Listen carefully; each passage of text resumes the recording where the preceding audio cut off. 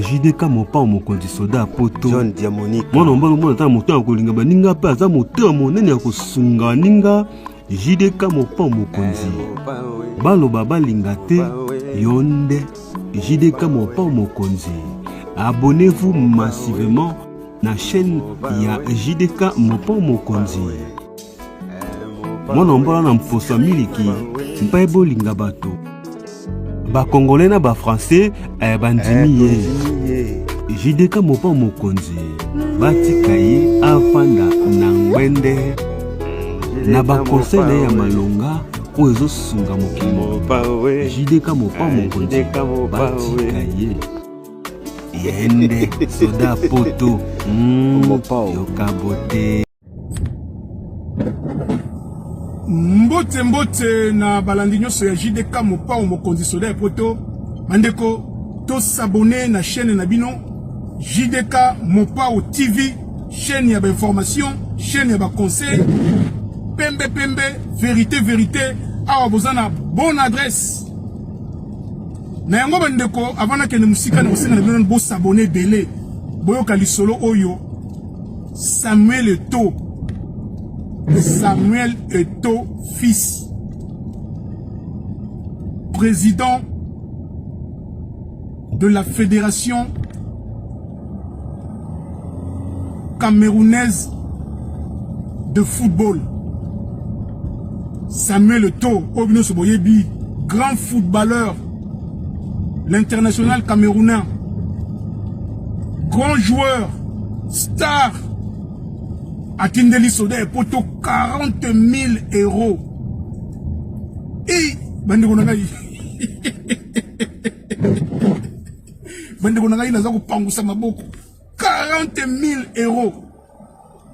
Bandeko nangai Samuel Eto'o fils akanisi Soda poto.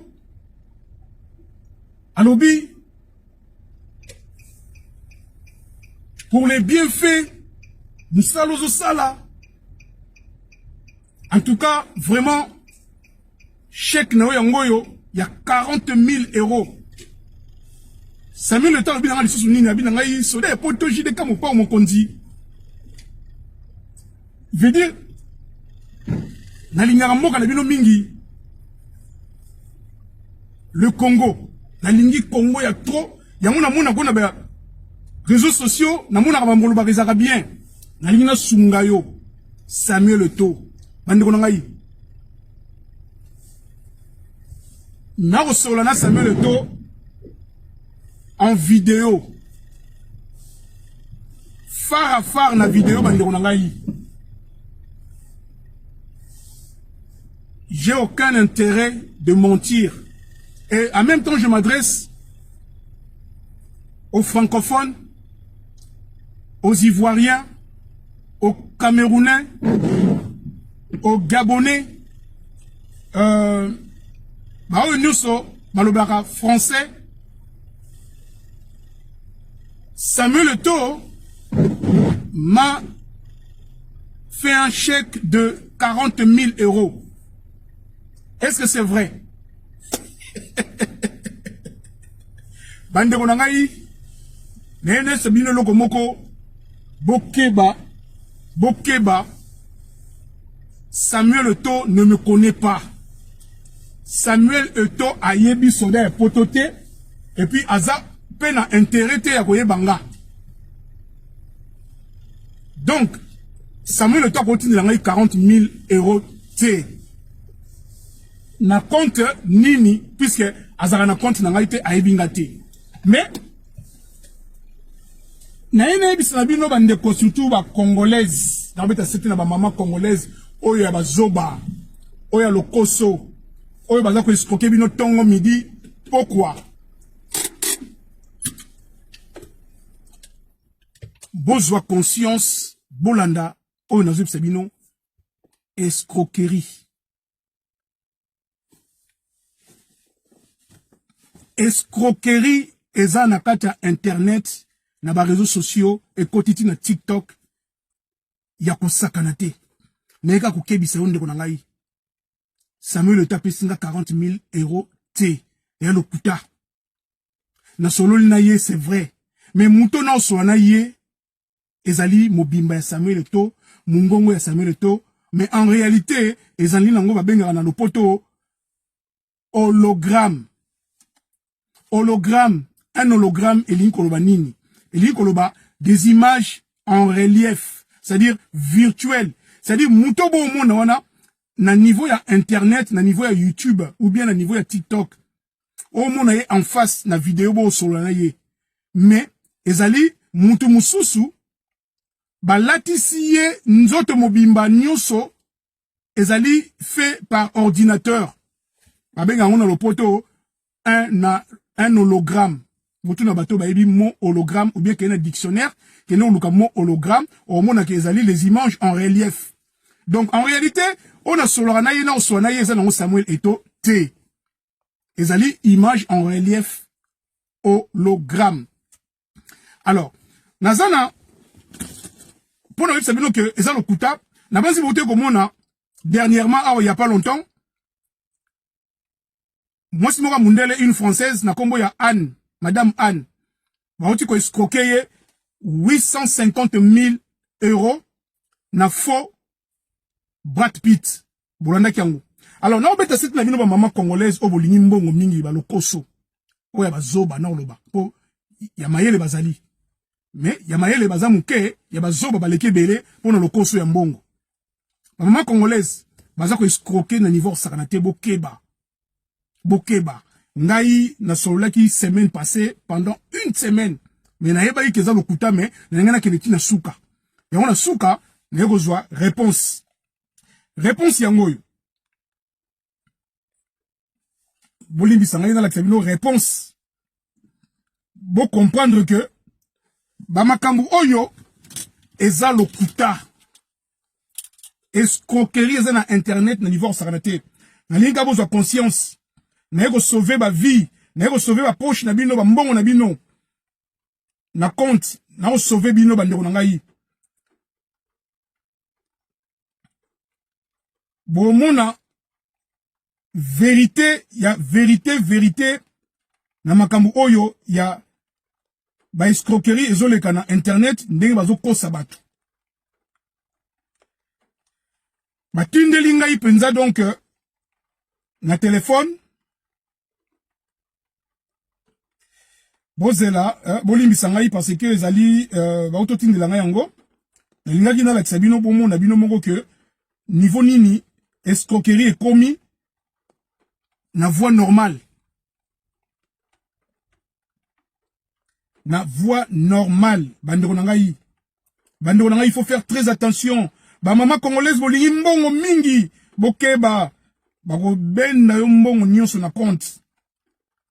Bomona api Samuel Eto'o na mbongo za nango aka etini la mutu mbongo asenga eba freya ya dossier.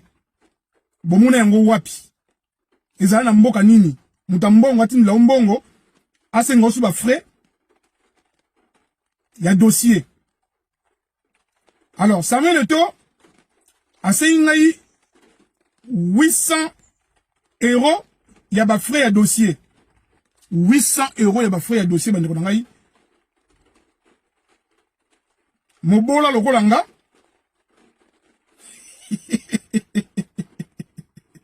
Mobola lokolanga nakende kobimisa 800 € na pesa pour na frais ya dossier pour na zozela 40 000 €. Bandeko na ngai zoba kati. Zoba kaka. Yango na zobeta sete na bino ba mama ya bazoba. Pona ebi mingi nanu ba esroka ba mibali penza te mingi zalaka ba mama. Yango na robeta sete ba mama bozwa conscience Samuel Eto'o n'existe pas. Samuel Eto'o akoki koya na ba réseaux sociaux te aya proposer mbongo et ya lokuta. Bolimbisa bandeko bolimbisa. Natana moi pause to continuer. Bandeko na uzamulaite na ninka na yokisebino pour comprendre que na oloba mino vrai. Après avoir que Solana soi-disant Samuel Eto'o en live comme ça. Na solné 3 fois. Une fois, soi-disant, il na Canada. Mais na comprenait qu'ils ont le kuta. Mais aux hommes, on appelle Samuel Eto'o na kata Canada. Au monde, on appelle na kata Jeep naye. A Kiti, na mwasi naye. Aoso nangai, mwasi naye pa pesi nga mbota. Lo penda, soda et poto. Bonjour. Et ça, n'a pas mal, ça n'a qui toque ngabi. Il y a solo pendako. Mwasi ne penda. Mais c'est du faux. C'est du faux escroquerie. Non, c'est du faux ezali escroquerie totale. Alors, botala, et là on y va tindelinga oyo, il y a le kuta. Avant tout, na yina la sabino bomona. Bomona. Bomona, et loko ba tindelinga yi. Yangoyo. Il y a officiel, il y a banque. Bon landanga malam makamani ba komina kati. Fonds monétaire international. Fonds monétaire international, siège général de Yaoundé. Yaoundé, le 19 décembre 2024, 9h36. Banque BEAC, B-E-A-C, BEAC. Ba Camerounais, ba Boyeba, ba Congolais, ba Luka, ba Boyeba, nyoso eza lokuta. Alors, Boyo Kasikoyo, autorisation de transfert de fonds. Autorisation de transfert de fonds. Direction générale. Vu l'ordonnance numéro 088 bar 2015 sur vérification de transfert de fonds de grande capacité. Autorisation, le directeur de la banque BEAC Cameroun, B-E-A-C, BEAC Cameroun, agence de Yaoundé Centre. Le transfert de fonds effectué par Monsieur Samuel Eto'o, fils. Au nom de Monsieur Diamonika John. C'est bien moi. Diamonika John. Résident en France. Montant à transférer est de 40 000 euros. 40 000 euros. Samuel Eto'o ne me connaît pas. Ne m'a jamais vu. Alors, on peut savoir 40 000 euros. Comment? C'est du mensonge. C'est de l'escroquerie totale. Alors, cet accord spécial autorise Monsieur Diamonika John, en conformité avec les lois de la communauté BEAC, à récupérer son argent par virement ou par transfert après la confirmation d'enregistrement des signatures et timbres de ce document. En foi de quoi la présente autorisation de transfert de fonds est établie pour servir et valoir ce que des droits. Les frais de dossier appartiennent à Monsieur Diamonika John est de 825 euros. C'est-à-dire que il faut la fouta na pesa bango la tinda 825 euros pour na frais de dossier pour na basa la ngai virement ya 40 000 euros. Trésor public signé, directeur BEAC signé, le gouverneur de BEAC, directeur général a signé. Bande konanga ina okosa binote yangoyo. yangoyo bo mona eza ba réalité bazoko sabino. Donc ezali faux Samuel Eto'o o ezali na simaya hologramme, c'est-à-dire na image en relief. Bande konanga yina zoka ko sauver bino ba poche na bino ba compte na banque. Boza lo kosote ba mama congolaise. Baza ko escroquer bino ya mingi. Ba escroquer mbongo, ba escroquer nzoto, ba ko escroquer sula msuna mwana ona ndaku. Ba mama congolaise bola muka, boka bola vidéo oyo ekomela bato belé, ekomela bande ko na biso belé, bozwa conscience. So da poto na likamna mutute, na ennemi na yote, na linde ko sauver yo. Ngai bazwinga te, ba ozwanga pete. Kasi yo ba ko kozwa yo pona lokoso ya mbongo. Ngana utiko soana Samuel Eto'o ya lokuta pendant une semaine. Mais na yeba yekeza lokuta mais na kene eti na suka na zelaki batindela ngai document officiel. Document officiel ya ngoyo o ezo senga ke ba transférer ngai 40 000 €. Mais tout ça c'est du mensonge. Eza lokuta bande ko na ngai prenez conscience. Bobi mana buzoba bobi mana lokoso ya mbongo. Bola muka ba mama congolaise. Batika ko escroquer bino kaka makambo ya Samuel Eto'o te makambo ze belé baza ko escroquer bino lokuta ba démarche ya téléphone ba démarcheur ba biloko ya téléphone boke ba za lokuta ba téléphone bo yamba ba appel bo yebité ba numéro bo yebité botika ko yamba surtout ba 09 ba 08 et voire même ba 06 ba 03, ba 05, ba 04, ba numéro bo yebite bande konanga botika ko yambaka izo ko liabino ba mbongo, ce sont des voleurs. Alors pour nous bino ke bande kona biso pe ba congolais bana kata makambo yo. Kaka na makambo yo. Muta bengi ngai azunga na téléphone, na tel numéro boye, numéro izo bima 00243. Donc numéro ya Congo. Mais muta lo bana ngai est-ce que aujourd'hui transfert wana aujourd'hui notification na yo officielle pour na transfert il y a 40 000 €. Na teni na non pas ekati. Deuxième appel na joboye numéro ya Canada. La même chose, azoib saranga la même chose que voilà mbongo boye est-ce que virement kalamini tezo leka est-ce que au salaire déjà 800 €, 825 €, il y a ba frais est-ce que au salaire ngo Nabi nanouté, il faut faire ça rapidement parce qu'il faut le savoir virement. Nabi ne numéro na moni, ba to be nga kala mingi tawe za numéro ya République démocratique du Congo. Bon e komi ya Canada pas ekati. Na fandi ka seconde te numéro ya rappelé ngai. Na tala boye numéro ya Benin. Ya Benin, même langage. Est-ce que kala mingi te ozo virement ya 40 000 €. Est-ce que aussi au salif dossier ya frais. Est-ce que so fouti au tindi 825 €.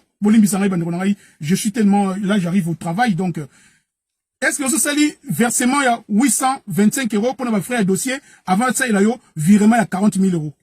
Nga bina ça on calamité dépêchez-vous calamité ose 40 000. Natala numéro boy numéro ya Benin. Natala numéro ya liboso ya Congo. Ya mi balé ya Canada ya mi ça tu ya Benin.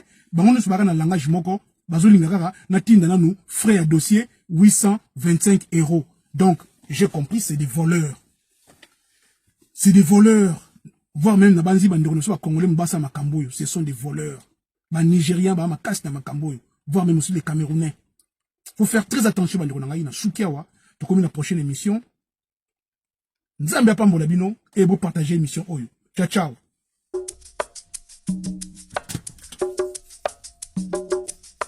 Si vous avez aimé l'émission, n'oubliez pas de laisser vos commentaires, cliquez sur la cloche des notifications, likez et partagez. JDK John Diamonuka TV, votre chaîne. Papa Soldat ya Poto.